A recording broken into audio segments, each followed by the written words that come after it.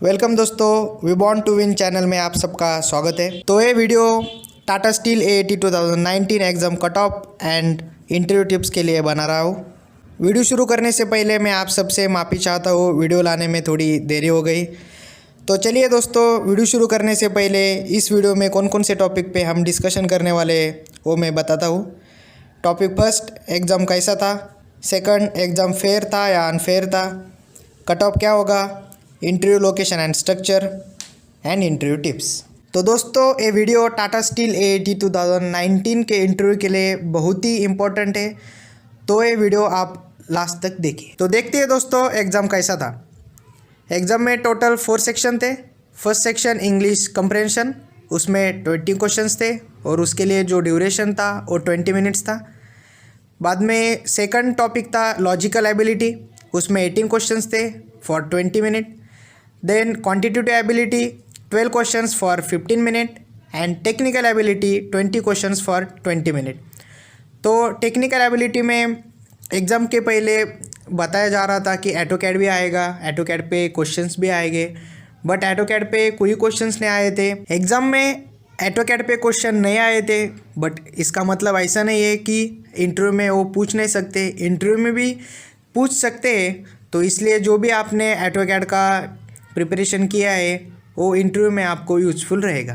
बाद में technical ability में FM मतलब fluid mechanics, SOM, strength of material, thermodynamics, heat and mass transfer, production and material science पे बहुत ज़्यादा क्वेश्चंस आए थे। तो अब हमने देखा कि एग्ज़ाम कैसा था। तो अब हम बात करेंगे एग्ज़ाम फेयर था या नहीं था। तो दोस्तों, एग्ज़ाम मैंने भी दिया है।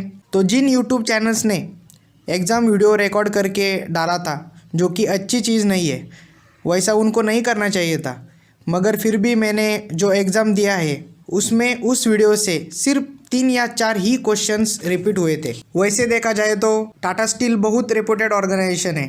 तो मैं आपको बताता हूँ कि इस एग्ज़ाम में कोई गड़बड़ी नहीं हुई थी, बिल्कुल एग्ज़ाम फेयर हुआ था। तो कुछ यूट्यूब चैनल्स ने ये एग्ज़ाम अनफेयर था ऐसा भी बताया था, तो उसके ऊपर टाटा स्टील ने उनका एक ऑफिशियल स्टेटमेंट एंड वीडियो भी जारी किया है। तो मैं वो वीडियो आपको दिखाना चाहता हूँ। तो ये रहा टाटा स्टील AAT 2019 का ऑफिशियल स्टेटमेंट एंड वीडियो, जिसमें उन्होंने बताया है कि digital test process is foolproof and unquestionable integrity. तो आप ये पूरा स्टेटमेंट पढ़ सकते हैं और वीडियो भी देख सकते हैं। तो मैंने उसका लिंक वीडियो डिस्क्रिप्शन में दिया है। तो ठीक है दोस्तों, आप सबको एग्ज़ाम के बाद मेल आया होगा कि result with in 2 to 3 weeks में डिक्लेयर हो जाएंगे। जो भी कैंडिडेट सिलेक्ट हुए हैं या नहीं हुए हैं उन सबको मेल आ जाएंगे। तो दोस्तों, इस बार कट ऑफ 45 to 50 के रेंज में हो सकता है। अगर आपका स्कोर 50 के ऊपर आ रहा है तो आपके सिलेक्शन के चांसेस ज़्यादा है। तो दोस्तों, मुझे लगता है कि आपने प्रिपरेशन चालू किए होंगे। तो अगर आपने अभी तक प्रिपरेशन चालू नहीं की है तो don't wait for result, start for preparation. तो दोस्तों, अब हम देखते हैं interview location and interview structure के बारे में। तो जब आपने फॉर्म फिल करते वक्त जो भी इंटरव्यू लोकेशन सेलेक्ट किया होगा उसी लोकेशन पे आपका इंटरव्यू होगा, जैसे कि मुंबई, दिल्ली, कोलकाता एंड जमशेदपुर। तो जब आप इंटरव्यू के लिए जाएंगे तो वहाँ पे 3 पैनल्स होंगे। हर एक पैनल में एक HR पर्सन और एक टेक्निकल पर्सन होगा, जो कि HR पर्सन आपका इंट्रोडक्शन लेगा और टेक्निकल पर्सन आपका टेक्निकल इंटरव्यू लेगा। तो एक चीज़ ध्यान में लीजिए, जो भी टेक्निकल पर्सन होगा वो आपके डिपार्टमेंट का हो भी सकता है या नहीं भी हो सकता है। कि मान लीजिए आप मैकेनिकल के हो तो जो टेक्निकल पर्सन है वो मैकेनिकल के ही होगा, ऐसा नहीं है। वो इलेक्ट्रिकल का भी हो सकता है, वो सिविल का भी हो सकता है। और जो भी आपको आता है वही बताइए, उनको गुमराह करने की कोशिश मत कीजिए, क्योंकि उनका बेसिक्स बहुत स्ट्रांग रहता है, क्योंकि वो एक्चुअल प्लांट में काम करते हैं। और जो भी आपका टेक्निकल पर्सन है वो कंपनी का लीड पोस्ट का भी हो सकता है, चीफ और कोई भी लीड इंजीनियर हो सकता है। और जो भी टेक्निकल इंटरव्यू है वो आपके लिए बहुत चैलेंजिंग टास्क है। तो हर एक पैनल के लिए 30 मिनट्स का इंटरव्यू होगा, तो कुल मिला के 90 मिनट्स का इंटरव्यू आपको देना पड़ेगा। तो ठीक है दोस्तों, अब हमने देखा इंटरव्यू कैसा होगा। अब हम देखते हैं इंटरव्यू प्रिपरेशन टिप्स। तो मैं आपको ये बताना चाहता हूँ कि ऐसा कुछ भी नहीं है कि इंटरव्यू इंग्लिश में ही देना चाहिए। जो भी मेरे दोस्त थे जिन्होंने भी इंटरव्यू हिंदी में दिए हैं उनका भी सिलेक्शन हुआ है। As they are of the Tata Group, you should be well prepared for any question about Tata. There will be maximum number of tricky questions to check your mental and technical ability. Technical questions for mechanical students. These questions are related to steel and alloys, that is material science, then manufacturing process, and try to read all basics of design, SOM, TOM, that is theory of machine, manufacturing processes, material science and heat treatments, thermodynamic, power plants, RAC and IC engine. तो दोस्तों ये थे interview tips, और जो भी interview question थे वो मैं कलेक्ट कर रहा हूँ, वो आपको अगले वीडियो में मिल जाएंगे, जो कि 2 to 3 डेज़ में आ जाएगा. और अगर आपने अभी तक हमारा चैनल सब्सक्राइब नहीं किया है तो आगे आने वाले वीडियोज़ के नोटिफिकेशन के लिए सब्सक्राइब कीजिए. और चलिए दोस्तों, अब हम देखते हैं interview experience videos. My name is Ashish Ranjan. I'm a final year student of the Department of Mechanical Engineering and enrolled in this BTech course. I applied for Tata Steel. The profile was management trainee. The job profile mainly consisted of core mechanical knowledge and implementation of mechanical projects. CV highlights. In my CV, the points that supported the job profile was I did a project in my BTP under solid mechanics, so it helped a lot in that, and also a project in heat transfer and as well as in heat treatment, etc.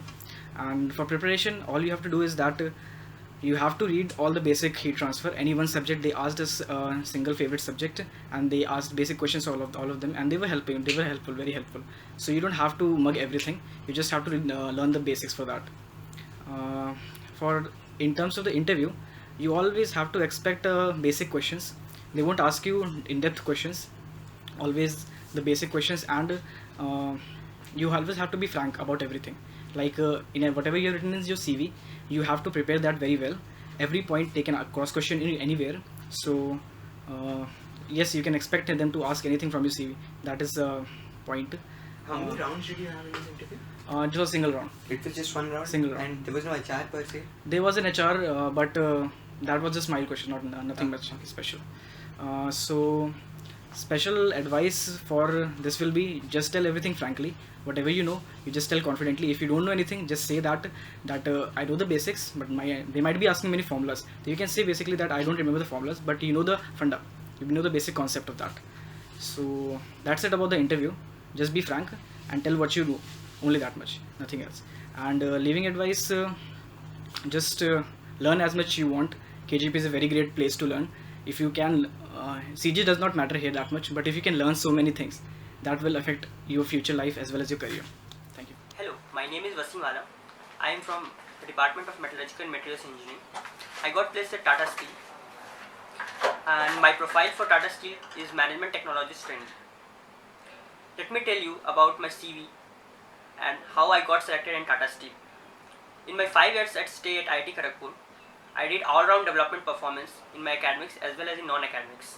I was mainly focused in academics, working on core research part as well, and I focused on various co-curricular activities and participated in like departmental fest.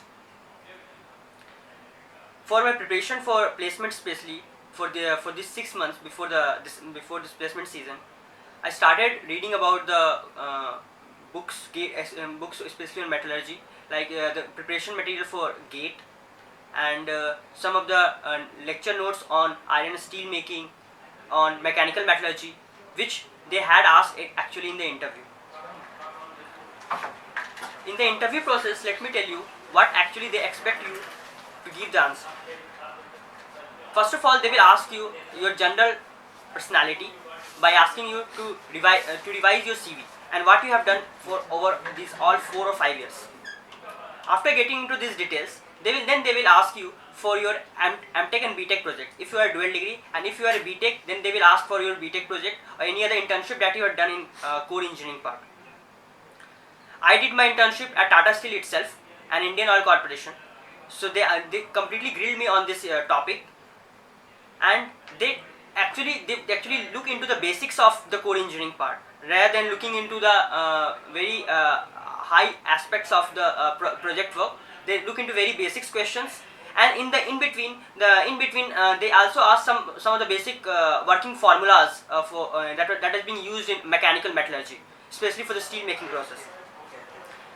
I would like to give a special advice to all of you who are sitting for placements next year, that for sitting for if you are sitting for a core engineering job, say for Tata Steel, then completely prepare yourself for any kind of questions that may come up from your internship experience, from your academics, and from your projects.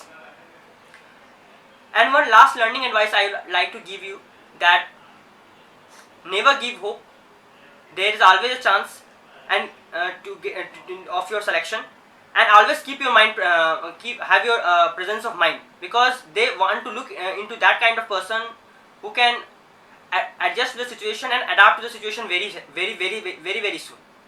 Thank you. तो फिर ठीक है दोस्तों, video and तक देखने के लिए शुक्रिया, और आई होप आपको सारी जानकारी मिली होगी।